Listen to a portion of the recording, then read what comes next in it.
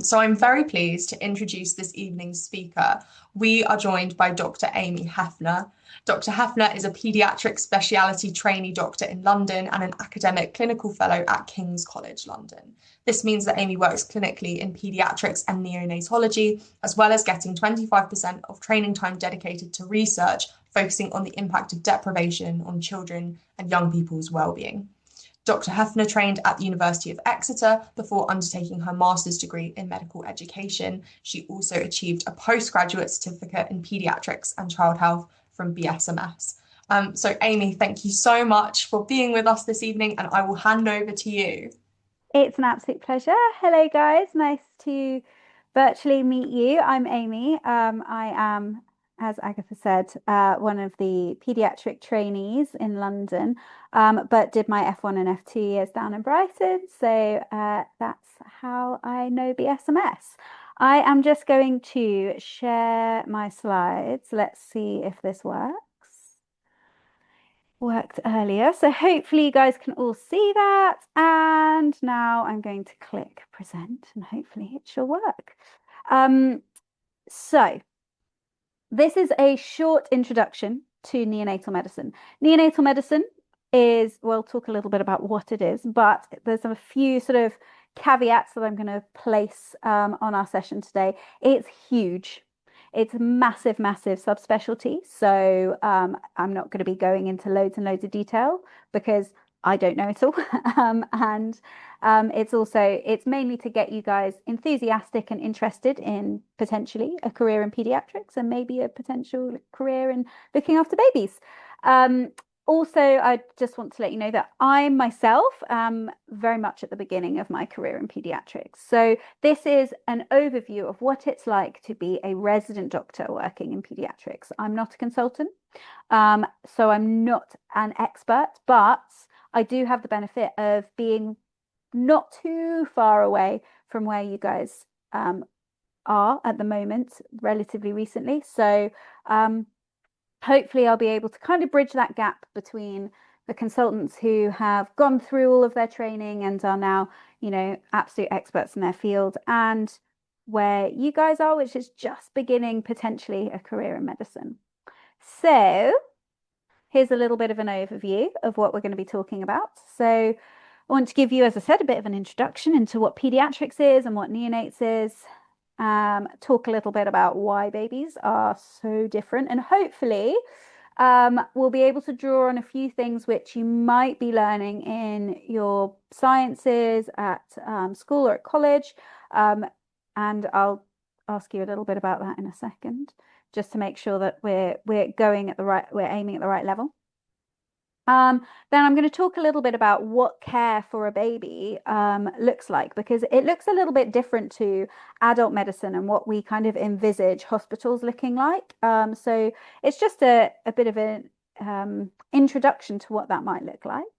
And then I also wanted to talk about prematurity. So the majority of the work in neonates is looking at babies that are born a little bit early, and we'll touch on what that means later in the talk. But I wanted to talk to you guys about where that care is at the moment and where it's also going.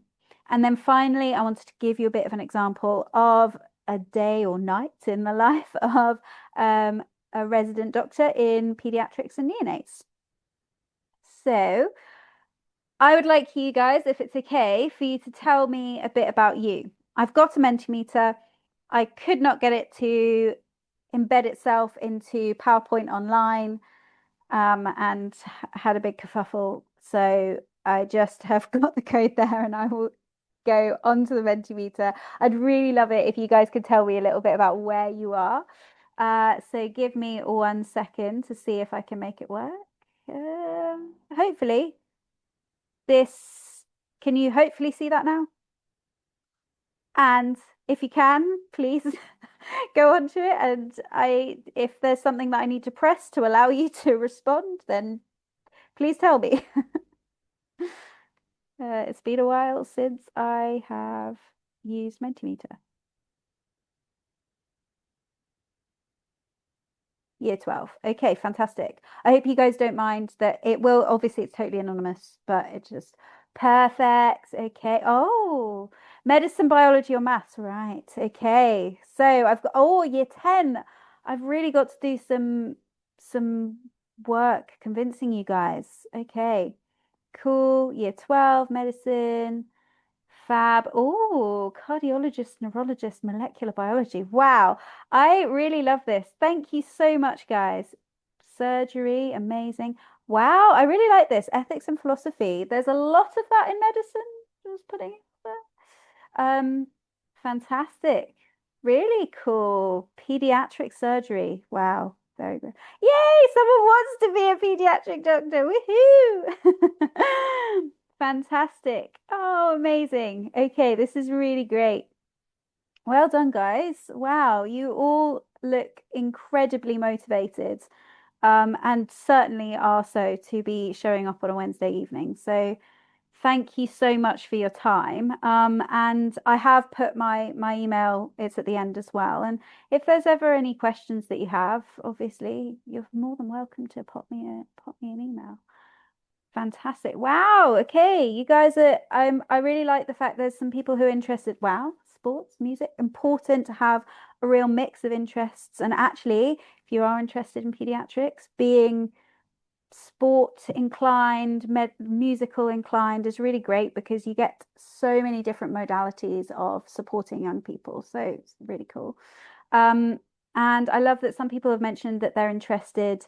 Neurosurgery. Wow. Do you know what? When I was in year 13, I said on my personal statement that I wanted to be a neurosurgeon. I'm not a neurosurgeon.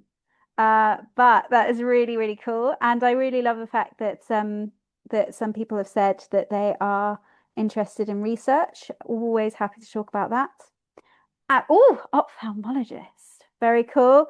Amazing specialty. Two of my best friends are ophthalmologists, and one of them on my last night shift sent me a really gory picture of an eyeball that had, it's something called a globe rupture, which is literally an eyeball that's gone. It was pretty gory. It's like one of the worst ophthalmological emergencies that you will ever see. And she was like, I just don't really know what I'm doing. But patient was fine. So all good. Oh wow, I love that. Women's health, really cool. Thank you so much for all of your answers, guys. It's really, really it's really helpful, and it's lovely to hear that you guys are such an enthusiastic and motivated group of young people. Well, thank you so much. So hopefully lots and lots of people potentially interested in medicine, but clearly a bunch of really, really enthusiastic and engaged young people who probably know your stuff far better than I do in terms of that basic science, your biology and your chemistry. So hopefully we'll be touching on a little bit of that today. So who am I? I'm going to rush through this very, very briefly, but just to give you a little bit of an insight into potential journey that you could be facing. So I graduated, or I finished year 13 and went straight into medical school down in Exeter. Lovely place of the world, and a great med school. Would recommend. BSMS is also very good. And I took a year out because unfortunately I got a little bit unwell. So the only reason I throw that in there is to just remind you guys that even if things don't go 100% the direction that you want them to at the time, sometimes that's okay. You know, like life has funny ways of being a little bit circuitous. So, you know, don't worry if things don't always go to plan. I did a master's degree in clinical education, and that involved a lot of theory about learning and not so much teaching and learning, but it was very interesting and I really enjoyed it. Then I graduated in 2023 and I started as something called an academic foundation doctor in Brighton, which means that I had some protected time to do some research. We got involved with some researchers and clinical academics down in Brighton, who I believe have actually already heard of. If you've been following this series for a while, you may have heard from Professor McParday, who's a professor of child health and Paediatrics in BSMS. If you do go to BSMS, I would highly, highly recommend going into one of his clinics. He is absolutely amazing, and one of the most generous people I've ever met. So I would highly recommend spending a bit of time with him. And he was my supervisor for my academic portion of my training, but as a foundation doctor, you rotate through lots and lots of different specialties. So I did pediatrics, I did respiratory medicine and Brighton. So BSMS, or the Royal Sussex County Hospital, is a tertiary centre for RESP. So had some, did it over winter, so had some pretty sick patients. I did general surgery, which was really interesting. I did a sexual health job, which was absolutely fantastic. I loved it so much, it nearly convinced me to do adult medicine and go into sexual health, but it didn't. Then I did a stroke job, which was equally really, really interesting. And again, we're a tertiary centre, so got to do some thrombolysis, see some thrombectomy. It was really cool, which means busting the clot with a drug or pulling the clot out, which was really quite cool. And then I did my academic block class. And then I also, alongside that, got very, very fortunately got funded to do a PG cert in Paediatrics and Child Health, which was really cool. And that's how I got involved in BSMS. Is there? Oh, there's a Q&A.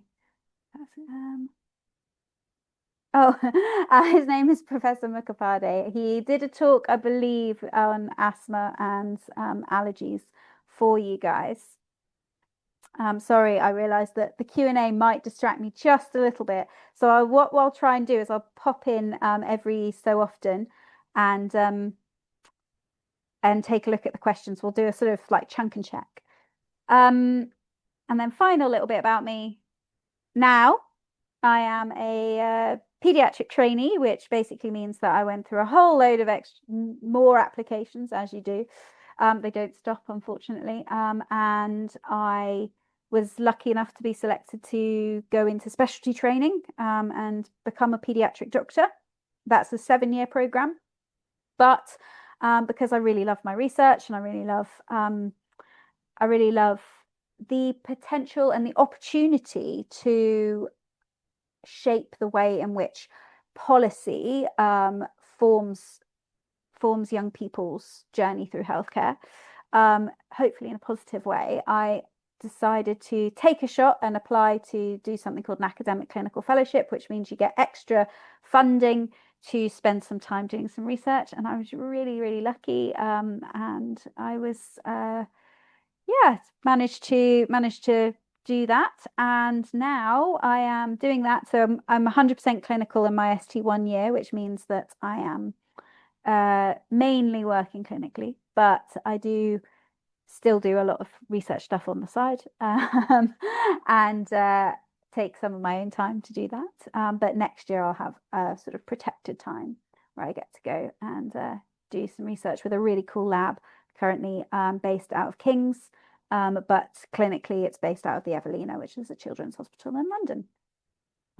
Clinically at the moment, I'm working in a district general hospital, which you have to do as an ST1, and that is Croydon, which is amazing. I cannot sell it enough. It is genuinely one of the most fantastic places to work. The team is incredible, and it's an amazing learning opportunity. So that's me. Sorry, I talked way too much about myself. We're going to go back to the Menti now, and what I would like to find out is, what does pediatric/neonatal medicine mean to you? So we'll do pediatric first, and then we'll do neonatal.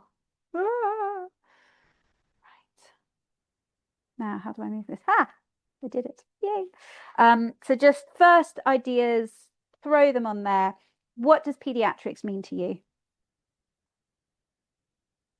You're allowed to just write children. Yeah, perfect.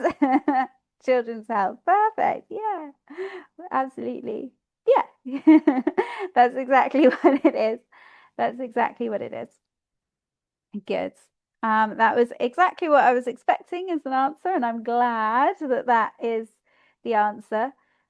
I really, really like that. I really like that. Babies, empathy, compassion, I saw somewhere. That's so lovely. Making the hospital more fun. Oh, that's so good. You know, one of the first things that was ever said to me about working in pediatrics, so not just being in a placement in medical school, but actually working in pediatrics. One of my incredible educational supervisors said to me, you know, the only place in the hospital where you get to play as a job is in pediatrics. So it's a really special specialty. I'm obviously biased though. Kindness, magic. Oh, I love this so much. I'm going to keep this and I'm going to show it to all my colleagues at work. This is so lovely. Fantastic. Thank you so much. I do like that. I don't even know. Fair enough.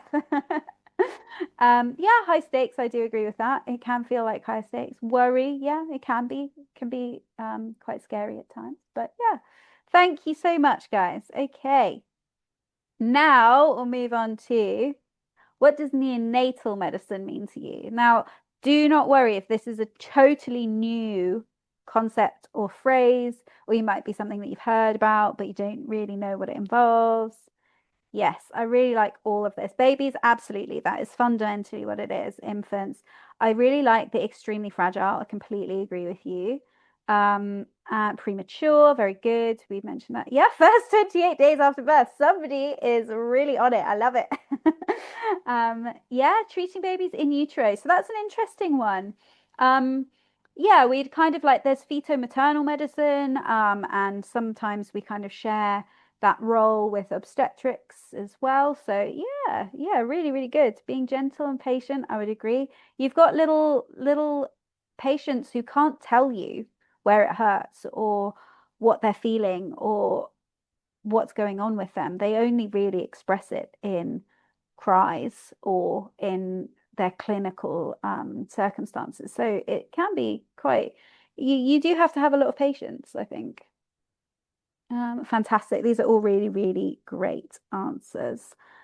Thank you so much for humoring me and for answering the Mentimeter. Now let's go back to the slides. You can keep adding to it if you fancy. I will keep all of these and I will show them to my colleagues at work and they will love them. So thank you so much. Right, now let's go back to presenting. Sorry that I couldn't manage to embed the Mentimeter. I did really try, but my computer said no. So let's talk a little bit about what neonatal medicine means. So fundamentally, neonatal medicine, this is the definition that is given by something called BAPM, which is the British Association of Perinatal Medicine. So it focuses on the care of premature, low birth weight or sick newborn infants. And that can range anywhere from babies who require support with their breathing. So they are intubated and ventilated, which is very dramatic. You see it on, Grey's Anatomy or whatever medical drama you might watch. It's a scary process. And imagine doing that in a teeny tiny baby. Very scary. Sometimes their hearts might not be beating properly. They might need some support with medication, something called ionotropic support. So we might give them medications that support how their heart beats. And sometimes it ranges all the way through to babies who just need a little bit of help with feeding because they're so new that they're just like, I really don't know what I'm doing. And that's what we do. We help them get the hang of it.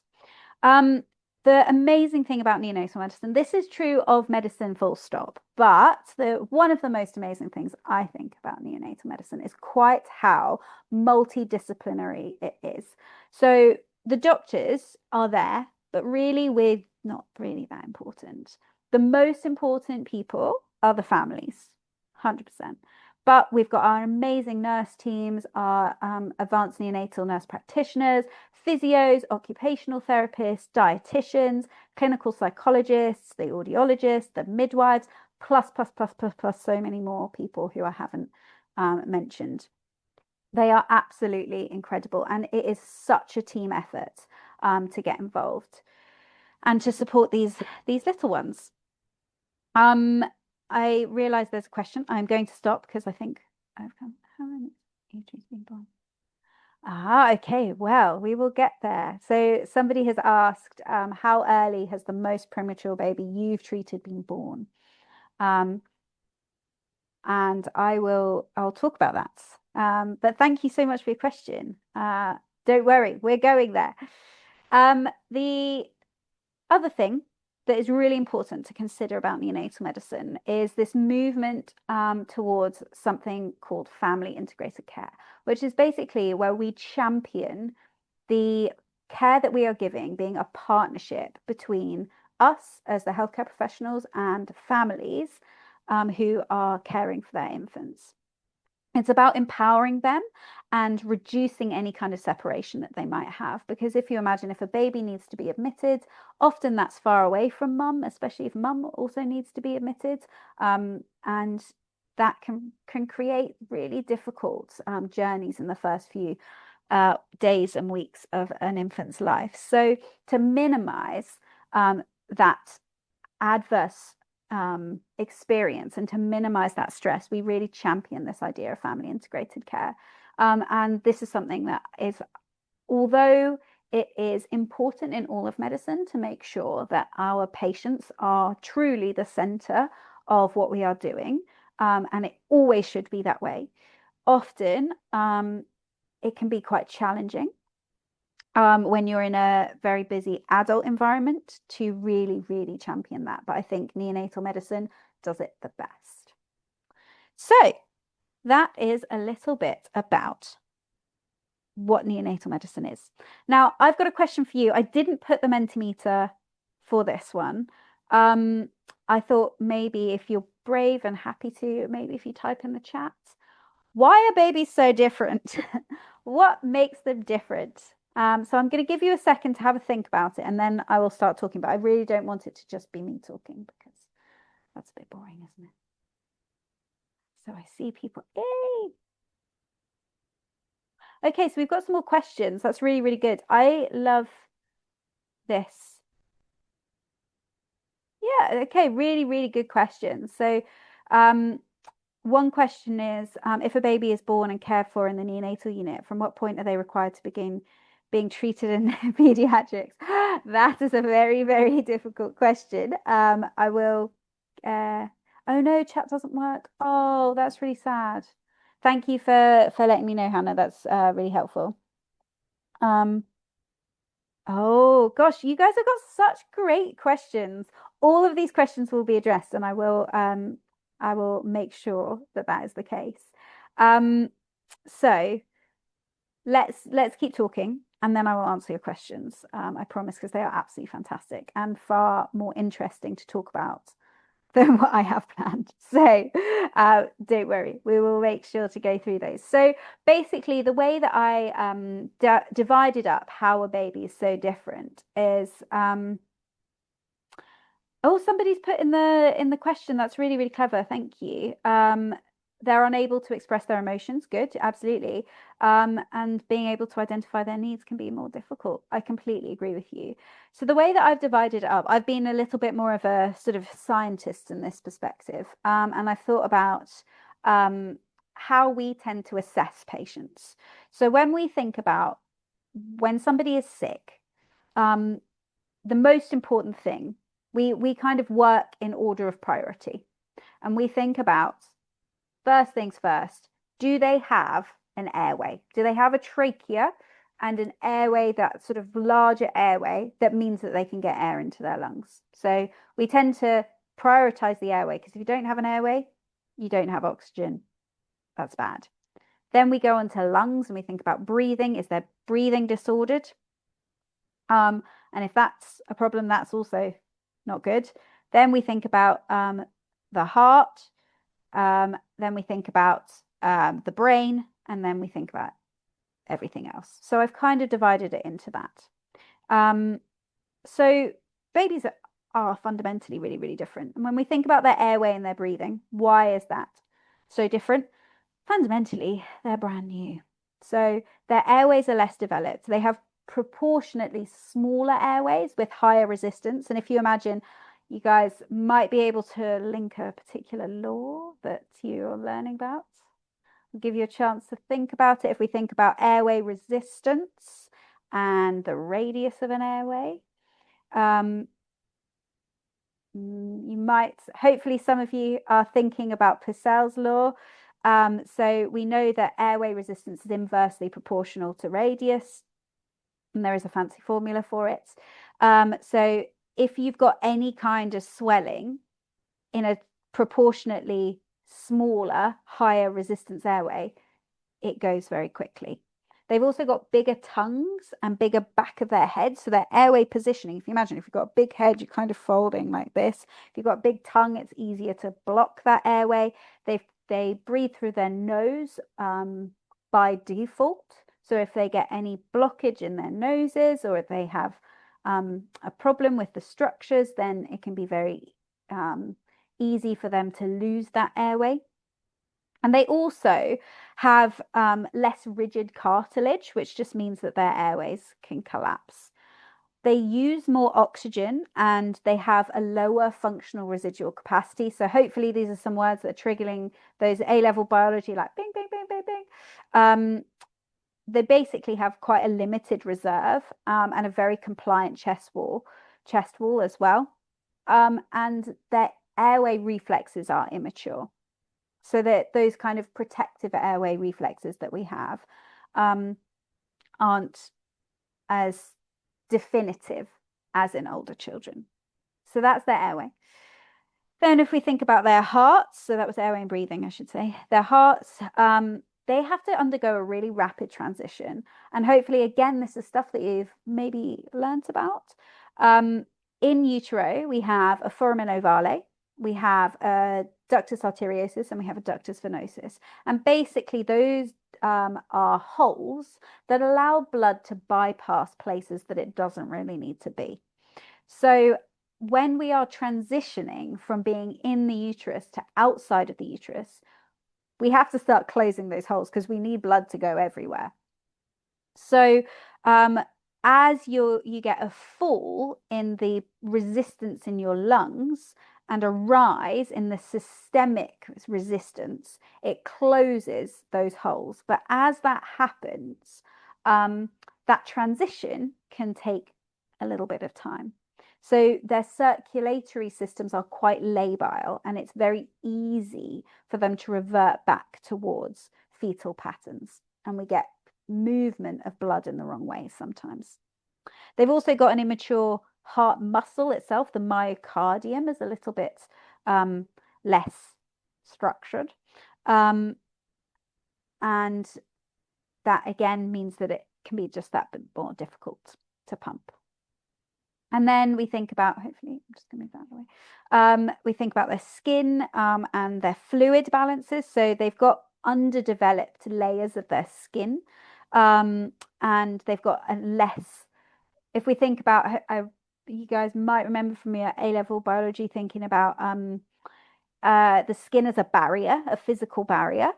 That is less so, but they're also they've got a lot more skin compared to their mass than us. So their body surface area to volume ratio is much higher than ours. So if you think about heat transfer, which I think is where it comes up in A-level biology, if I remember rightly, they can lose a lot of heat and they can lose a lot of fluid through their skin, which means that they use a lot of fluid. And that leads us onto our feeding. They've got really high requirements, and their coordination between breathing and eating is a bit shoddy. It's not going to be perfect. They're just brand new. We can't give them a hard time. So usually around 34 to 36 weeks gestation, they'll start to develop that coordination, but it takes a little bit of time for them. They've also got much smaller tummies, and their motility, so their peristalsis in their gut as stuff moves along, is a little bit slower. And their immune tissue in their gut is less developed. Plus, when they're brand new, they're fundamentally sterile. They don't have a microbiome. So that's why, for instance, you guys might have heard of something called vitamin K, which we give to all babies. Well, we recommend is given to all babies via injection. It can be an oral medication as well, but basically they don't have vitamin K in their that their gut microbiome isn't allowing them to produce vitamin K because they don't have a gut microbiome yet. And they their maternal milk and formula doesn't often have a good supply of vitamin K. So that's one of the few things for small babies that we think about.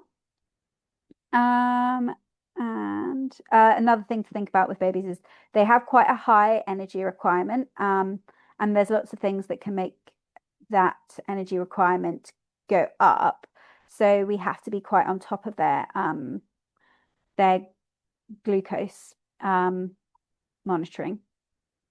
So next thing, their brains are very fragile. So they are undergoing massive amounts of forming synapses and neuronal migration, and their brains are just constantly in development. And they've got this very fragile layer of blood vessels, which is more prevalent or more fragile in premature infants that can bleed quite easily. It's very, very vascular. It's something called germinal matrix, and that can lead to bleeding.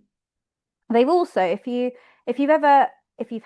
have like little siblings, or you've ever been around a baby, you can feel on the top of their head they've got a soft little opening. It's something called the fontanelle, and it's basically because the bones of their skull haven't fused properly, so there's room for them to grow. But the problem with that is that if they've got a lot of something in their brain, let's say blood, it's harder for us to, in adults, it's very easy. If there's a lot of pressure in the brain, you know about it. But it's harder for us to see that in babies.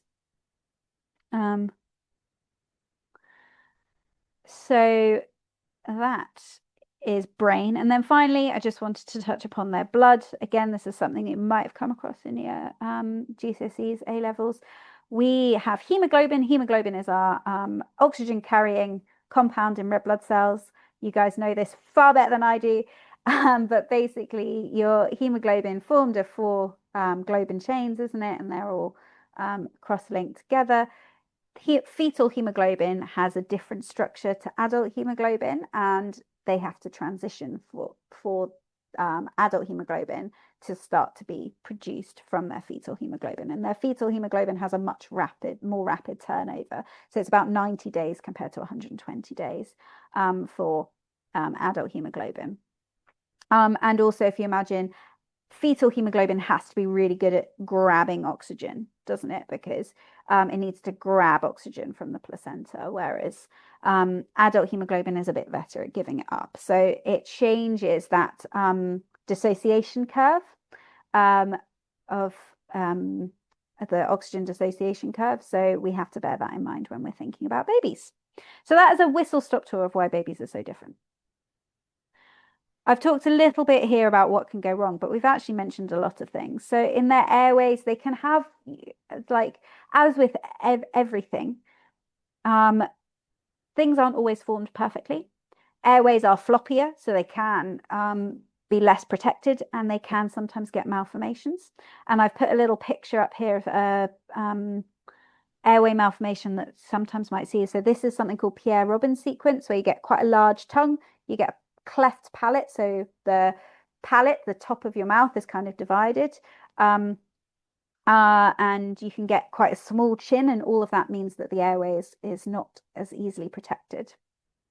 In breathing terms, imagine you are traveling out of the uterus where you are surrounded by amniotic fluid. As you travel out of the uterus, you have to get rid of all of that amniotic fluid that was sitting in your lungs. And that can take a little bit of time. And that transitioning can sometimes cause fast breathing in term babies, something called transient tachypnea of the neonates. And in preterm babies, one really, really important thing, which you may have learnt about, is the way in which we keep our airways open against the sort of resistance of water causing those cells to stick together is something called surfactant. And it basically acts as a little bit of a lubricant and opens up the airways. Babies don't start producing surfactant regularly until about 32 to 34 weeks. So if they're earlier than that, their lungs can be far less able to withstand that transition process. So they can get something called respiratory distress syndrome. Talked a little bit about circulation before, and things that can collapse your circulation is if you get an overwhelming infection that means that the fluid shifts out of your blood vessels. That's something called sepsis. And you can also get problems with the structure of your heart. So we talked a little bit about those holes. Sometimes if they stay open a bit longer than they should, that can be a bit of a problem, but you can also get problems with the way in which the heart is actually formed. And this is an example of something called tetralogy of Fallot, which is 4 separate things as one sort of syndrome. And the sort of, so this A to E is a really classic thing. If you do go to medical school, this will become your absolute bread and butter. The disability part mainly looks at neurological function. And we know that, as I said, that very, very vascular layer, the germinal matrix can bleed very, very easily. And you can also get less perfusion to the brain. And then you can also get things like rashes. This is something called erythema toxicum, which is totally normal in newborn babies. Totally normal, even though it's got a scary name. And you can also get skin changes, which can be physiological, but can also be problematic for different reasons, where babies go a little bit yellow. That's something called jaundice. So now let's talk about prematurity.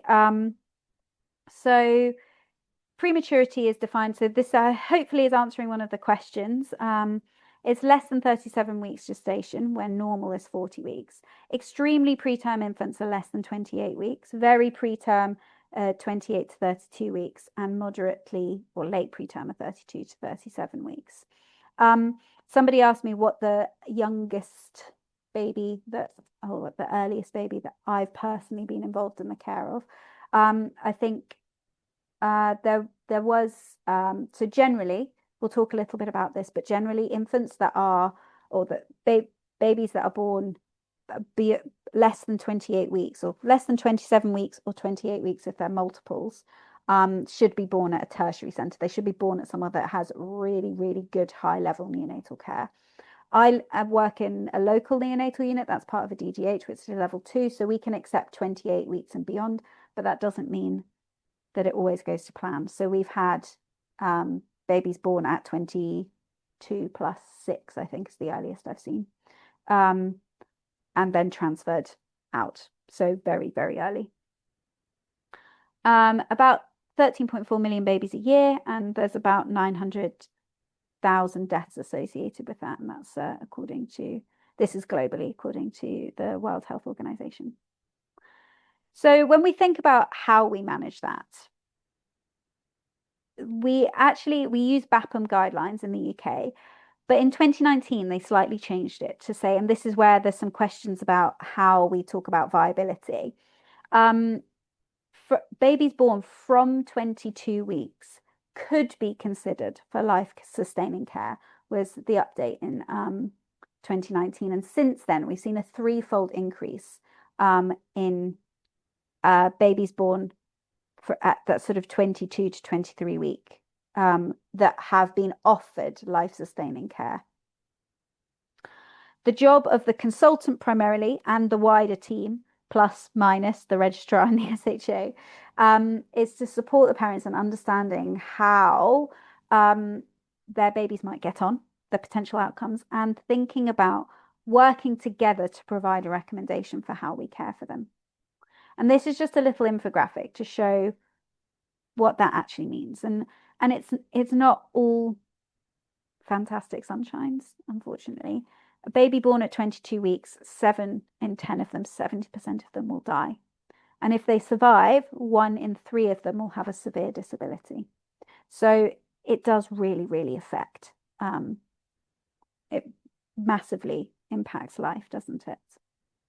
But as the gestation gets older, it gets easier. And that's something that's shown a little bit here. So this is a tool that we use to explain to parents where the risk lies. So if they are born right at the beginning of the week, of the 22nd week of gestation. If they are twins, if they're low birth weight, so if they're tracking along their centels and they're really, really small, and they're being born at a local neonatal unit, there's very, very low likelihood that they are going to survive. So it's really important that we communicate effectively with parents and allow them access to all of this information in a sensitive way to show them what we can offer, but also why we might want to think about redirecting care. You never have to do this alone. I have never had to do this alone. And often it's not at my stage, it's not my place to get involved in doing this. I might be able to support parents and answer a few questions, but the person and the people who are at the sort of at the forefront of offering this information is often the consultants. So this is a little bit of an example of how we manage these infants. So if they are thought to be very, very high risk, so all of those things that I just talked about, often we'll advise that we offer comfort care. And it's really important when we describe this to parents that often infants born might make some respiratory efforts. They might cry, they might have some reflex movements. But in their journey, it's very unlikely that they would survive. So we have to make sure that we safety net and explain to parents what that means.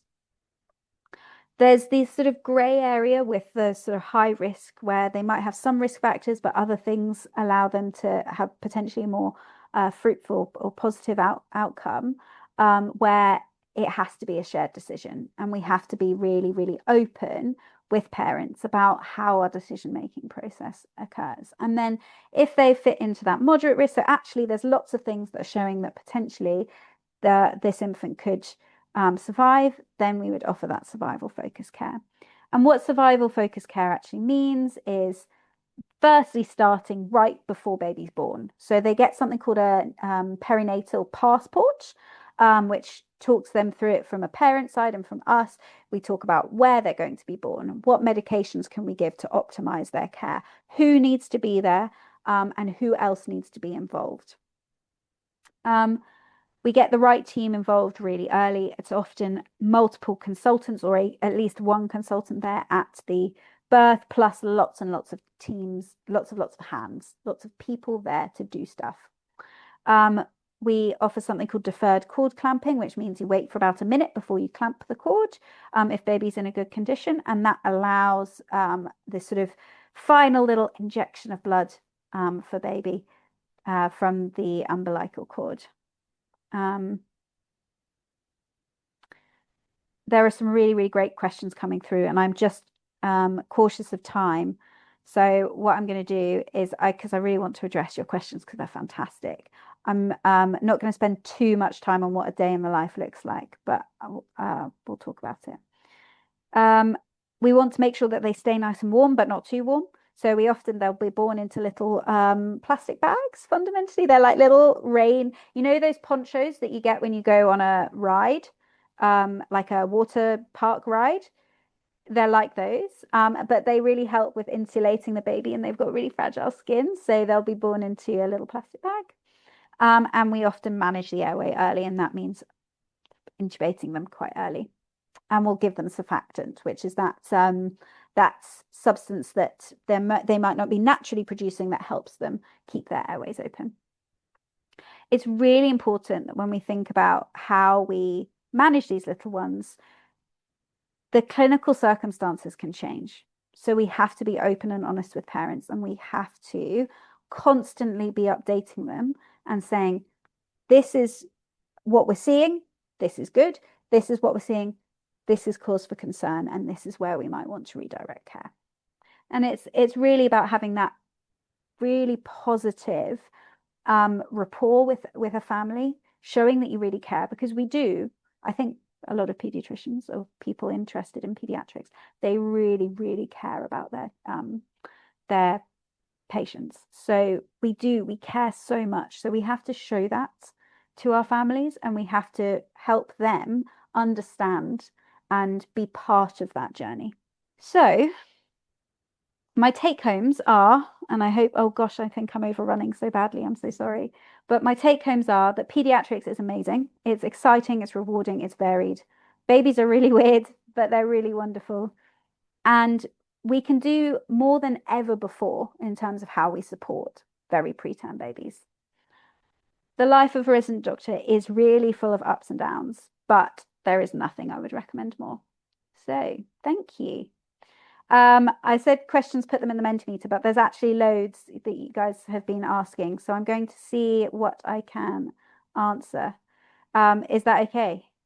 Sorry, how long No. do you want to run over? Amy, thank you so much for that talk. It was really fascinating, really moving, just brilliant. So thank you so much. I don't want to take up too much time because yes, No. shall we get to some of these questions? Yes, yeah, Um, I'm so sorry. I've overrun. no, please don't worry. I It was all fascinating, so we hope you are guys fine. found it interesting. Were there particular questions you wanted to pull out, Amy, that you'd like to So, answer? I'll go through. So hopefully I've answered Will's question about the most premature baby.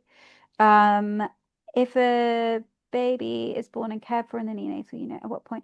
So this question I said is a little bit political. It depends upon the unit that you work in. So we've actually recently had some babies that were on our neonatal unit transferred over to our pediatric unit, but generally once they reach term or once they've been discharged, they will then become pediatric patients. But there are babies that might stay on a neonatal unit, especially if they're born very, very preterm. They might stay on a neonatal unit until they're technically 4 months old, but they're corrected maybe just over term. So it's dependent upon the baby, the unit that you're working in, and the consultants who are on for the week and how they debate as to who's got responsibility for the child. Um, when babies exhibit pain or distress and cannot express themselves, what typically shows you where and what is wrong with baby? That's such a good question. Um, I think the things that we look out for is clinical signs. So your clinical acumen has to be really, really on point. So if babies can't tell you where the pain is, they might just be crying. But you can look at their heart rate, their breathing, how they're responding to you. And obviously, when we examine, we look at their tummies, we listen to their lungs, we listen to their hearts. And all of those are giving us clues about what might be wrong with the baby. So that might be a bit of I might be shirking that question a little bit, but hopefully it explains that it's really down to what you see in front of you. This Tina said something about why babies are different. That was really good. So there, let's just see. Let's go. So Joanna asked, what's one advice for students like us for getting into medicine? That's a really good question. It's so challenging these days. So I really, really admire you guys. I think I would highly recommend it, but I know that it's a really difficult thing to undertake. Be passionate. I was always told don't use the word passionate in your personal statement, but be passionate, be enthusiastic, take opportunities. If it's coming to talks like this or reaching out to a clinician or a nurse or a healthcare professional that you know for experience, read around the subject. So you know there are loads and loads of incredible books. And don't be disheartened, don't be put off. If you think that medicine is right for you, it will find you. Don't be disheartened if the first time you apply you don't get in or you don't get into the university that you want to go to. Bear in mind also that medicine is pretty standardized as a course, so finding somewhere that you fit in and finding somewhere that you're excited to go is really important. On a practical level, I would say try not to spread yourself too thin. So your grades are obviously, unfortunately, really important, but try not to be everything to everyone all at once. So whilst it is really great to have extracurricular things on your personal statement, they're only as valuable as how you talk about them. So if you have gone to NYU to watch a cardiothoracic surgeon during your summer holiday somehow, or you've had the most incredible work-based placement, that's amazing, but it's only as good as how you talk about it. So if you are able to articulate what you learnt and what it showed you about why you're interested in medicine, fantastic. But if it's only prompted you to be able to say, well, yeah, I had this really amazing placement, it's about how you use what you've done. And there's some really good, like the STAR method, which I'm sure you guys have all come across for reflecting on your experiences, and then sort of putting them into a personal statement or talking about them in interview is a really useful thing. So I would say try and really use what you do rather than do loads of things that are less interesting or inspiring to you. Hannah talks about viability. That's very good. Can students make the most in clinical? How can students make the most of clinical placements in pediatric wards? I'm going to be biased and say that the majority, if not every pediatrician I've met is very, very friendly. I'd say me, I'm a pediatrician. I'm a soon to be, maybe one day, consultant pediatrician. I am a pediatric trainee.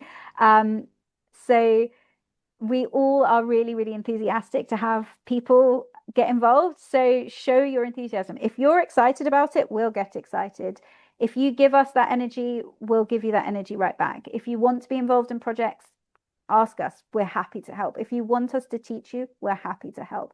So when you start as a medical student, absolutely just don't be afraid to be excited and enthusiastic.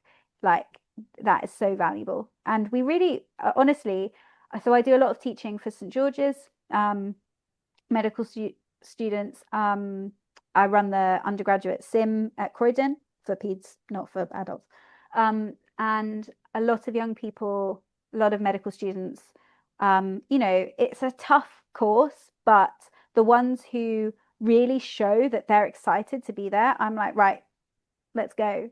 So I would just say, be enthusiastic. It sounds really lame, or it doesn't sound like really specific advice, but it is true. You get out what you put in. The next question is a fantastic one. How do you handle situations where parents disagree with medical advice? So in terms of children, if you think about the legality of it, that it can be really, really challenging. Thinking about parental responsibility, thinking about who can give consent, and thinking about acting in the child's best interests. The first thing that I will always do, and I think is really important that we champion, is being open with parents, allowing them to ask questions and empowering them with information, and not trying to develop this paternalistic, like, I'm the doctor, so I know what's right.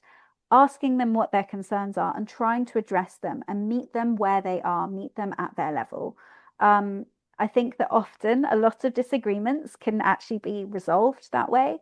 If not, and there is life threatening consequences to a choice, then it becomes a matter of the court. And I have had this before, where we've had a baby that was meningitic, that the parents didn't want to give their child antibiotics.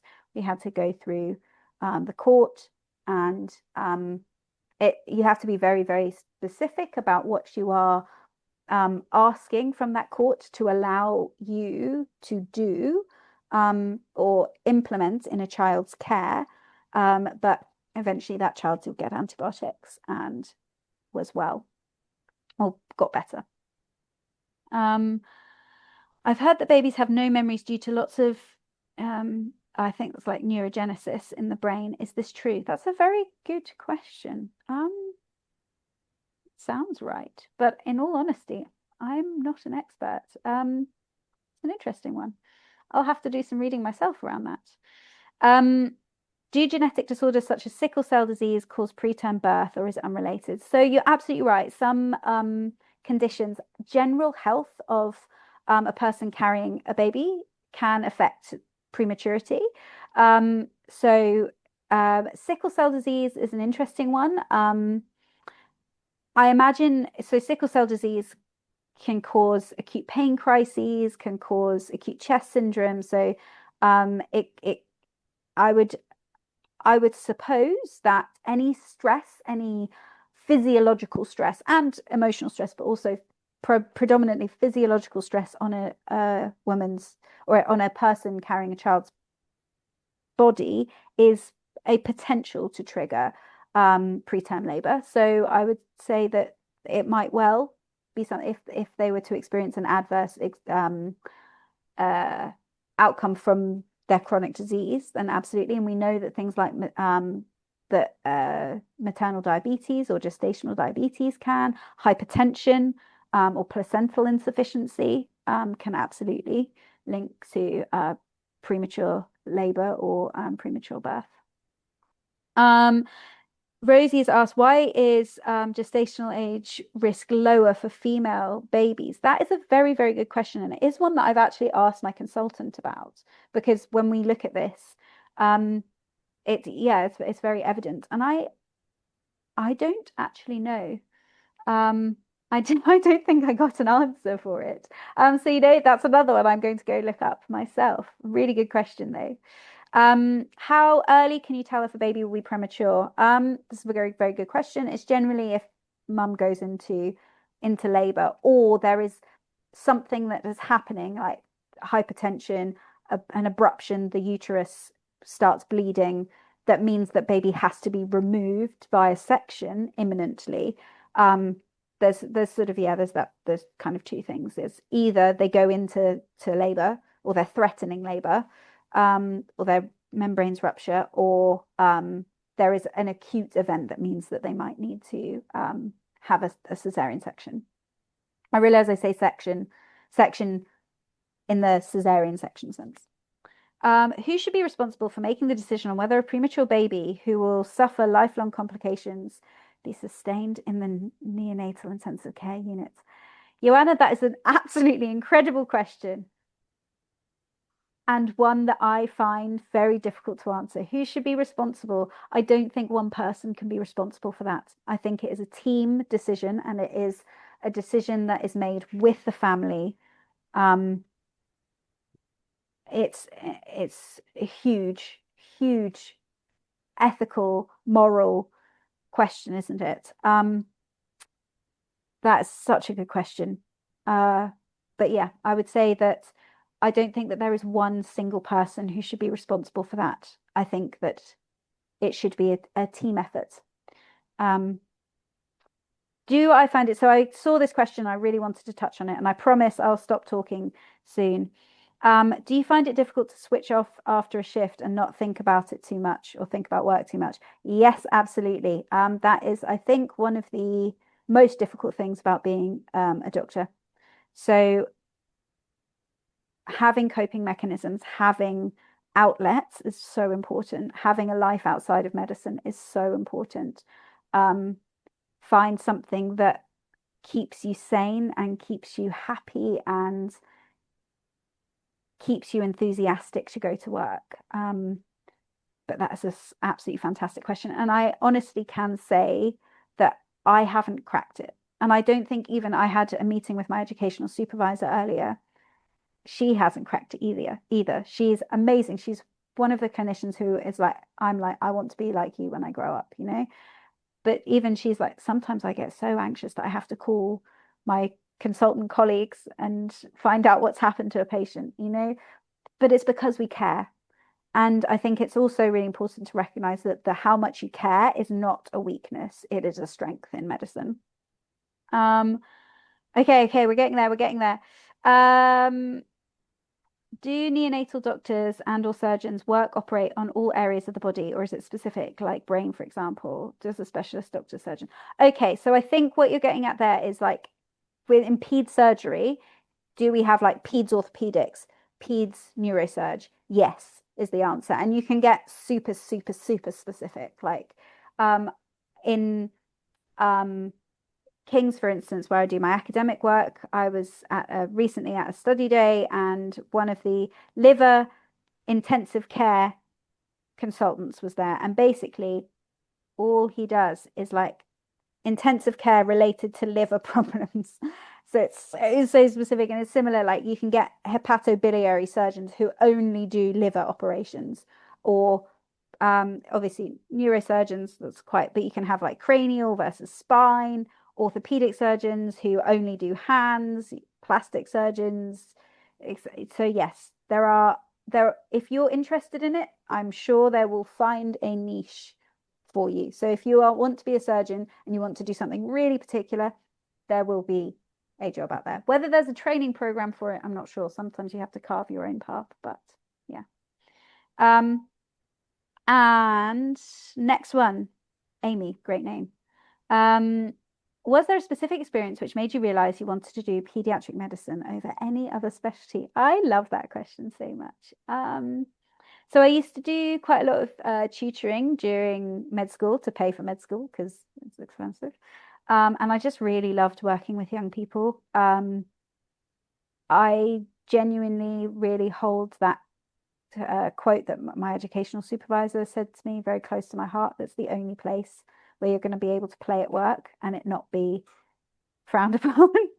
Like the amount of bubbles or stickers that we give out, and the like therapy dogs that come onto the ward, and the play specialists, they're all amazing. The ward is always full of music. It's just such a great environment. So I'd say probably working with young people for a while during medical school, doing placements, where I was originally really interested in obs and gynae. I was really passionate about women's health, and sexual health as well. And then I kind of went to quite a few cesarean sections and births. I was really, really lucky and privileged, and I did stay until like 2 o'clock in the morning to go to some of them. When I was maybe in my third year, and I realized that I just really liked the babies. I thought they were so cool, and I loved the kind of fetal embryology side of things. And I thought, oh, maybe peds is the way forward. And then I got involved in research in pediatrics, and then I was like, no, this is me. This is me done.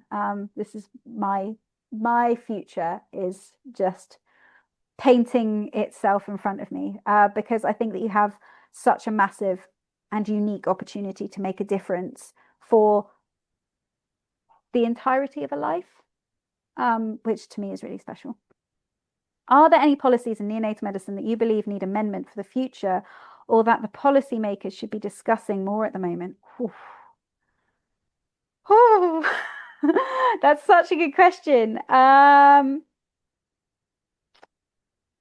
Gosh, I think it's constantly a moving picture, isn't it? And there's so many new, relatively new outlets for how we talk about health. I think that social media and the internet adds this whole new layer of how we understand our own bodies, how we understand our families. And for parents, I imagine adds a whole new layer of anxiety potentially to looking after a young person.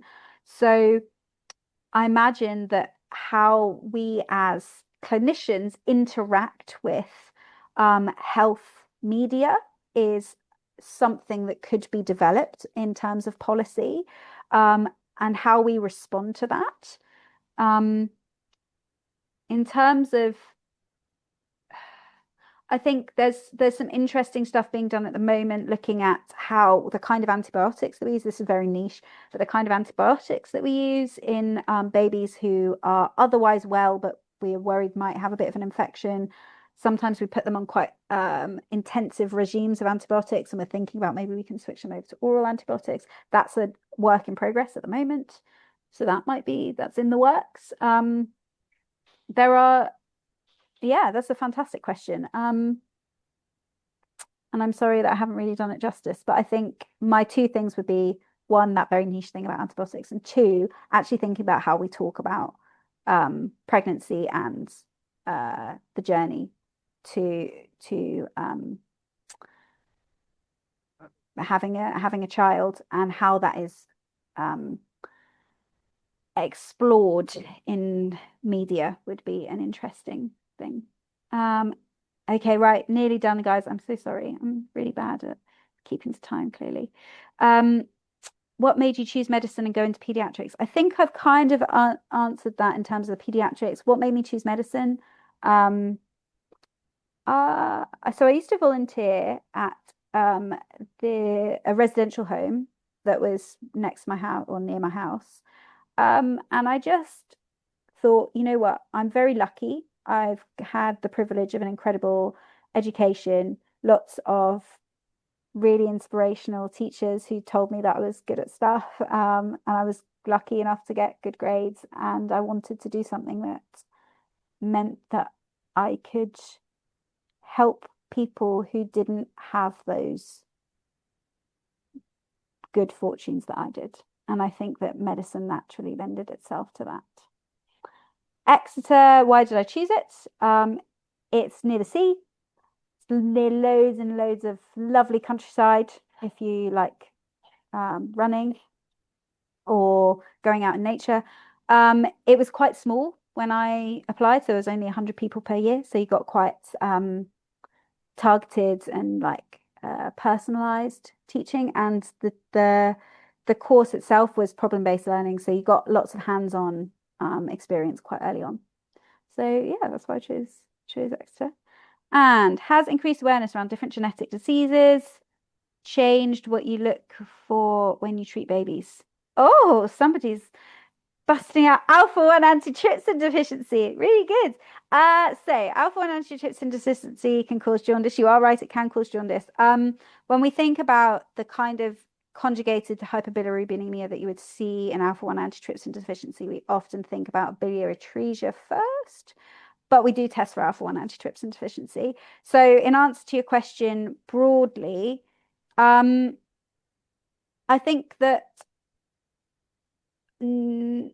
how our understanding of how we can use whole genome sequencing to potentially get diagnoses for syndromic pictures that otherwise wouldn't have gotten an answer.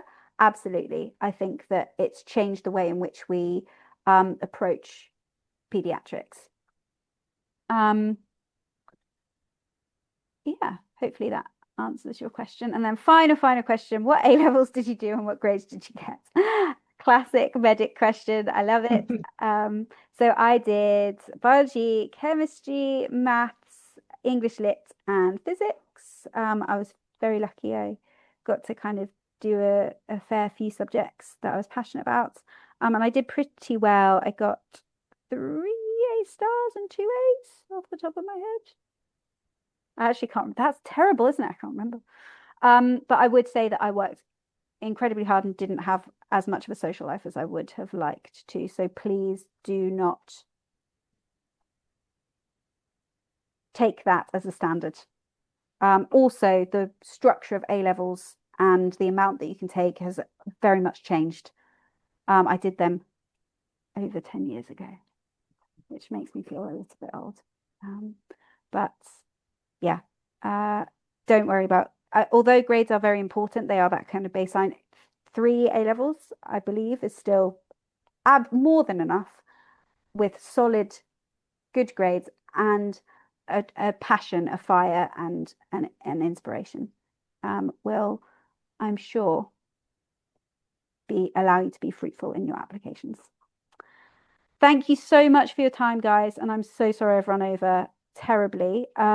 If you have any more questions or anything that you want to talk about, my email is there and you're always welcome to pop me an email. It's 3 to 5 business days. No, I do tend to get back quite quickly. But if I don't, you're more than welcome to pester me. But yeah, good luck. And I hope that this was useful. Thank you so much, Amy. I can see, on behalf of all of the audience, everyone's putting thank you so much into the Q&A now. And it was just so wonderful to really hear your passion. I think that came through so clearly I about, hope so. yeah, and about the work that you do. It's really amazing work and to hear about it and just again your real generosity in coming to speak to everyone and even answering all of the questions. So Oh, it's a just pleasure. we appreciate it so much. Absolute pleasure. Good luck, everybody. And maybe see you at some point in the future on the wards. Brilliant, brilliant. Well, yes, and thank you to the audience for some really excellent thought-provoking questions. They Fantastic. were really, um, really sophisticated, many of them, and impressive. So Absolutely, absolutely. A true credit to you guys. They were fantastic questions. So yeah, thank thank you you so so much, much. Amy, and everybody. Take care, and hopefully see you soon. Bye.